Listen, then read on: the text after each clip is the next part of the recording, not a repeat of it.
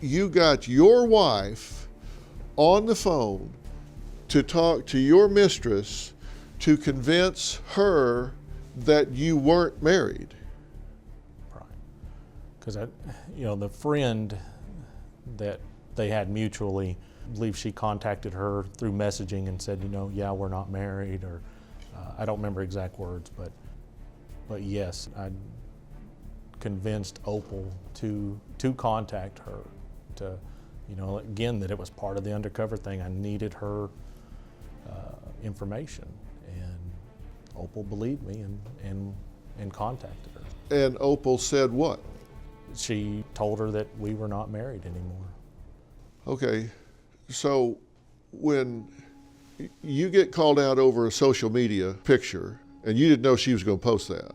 No, she had talked about it, but I was trying to convince her not to post that. But she did. She did. Friend sees it, tells Opal and her.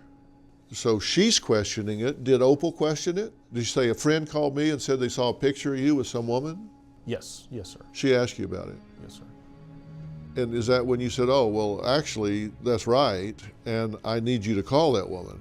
Again, lied to her and convinced her that it was part of the undercover thing that I was doing, that I had to get closer to the information. Okay. And what kind of case was it? Did you tell her it was drugs, or? No, I didn't give her any details about what was. Told her you couldn't? Right. It was confidential. It was confidential? Yeah. Yeah, it was confidential. Absolutely. Yeah. And that's what you told her, is this was a confidential informant that you were talking to, right? This is part of this undercover sting or whatever that you were working on in another town? Right. When she was first notified and she made that phone call, yes, that's. She thought this was a part of your undercover sting, right? Confidential informant, that it was going to blow your cover if she didn't do this. Yeah. Okay. Yeah. And how long had you been with Cecily at this point? We actually exchanged phone numbers and started texting and talking on January the 13th. Uh-huh.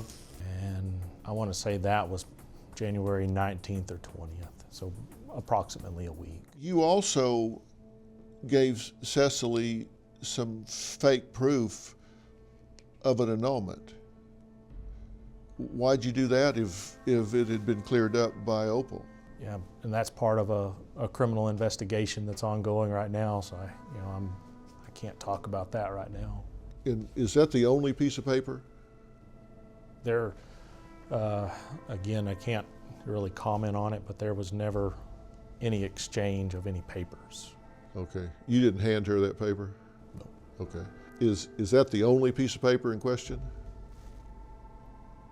I assume so, yes, sir. Because it doesn't have a county seal on it, or a clerk's signature, or a judge's signature? No, sir. There's no...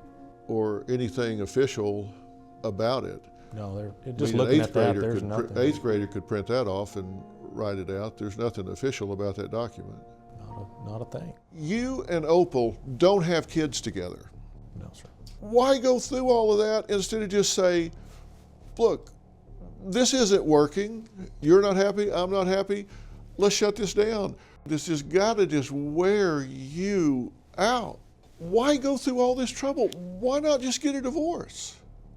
It did. It put a lot of strain on myself, but I know it put a lot on Opal and my children and everybody involved. Oh, yeah, we'll talk about the have. impact on them, but why not just get a divorce? Then none of this happens. Yeah. Looking back on it now, it would have been the best decision just to Did come you think out about that? Going through the divorce, I did.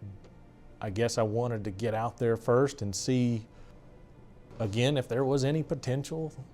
Because, when Opal and I got married and everything, I was down to 250, but obviously I put on 30 more pounds during our marriage, and I didn't know if I was still going to get that attention or be attractive to females. Do you have a story or a question for me? Click the link in the description and tell me what in the world is going on.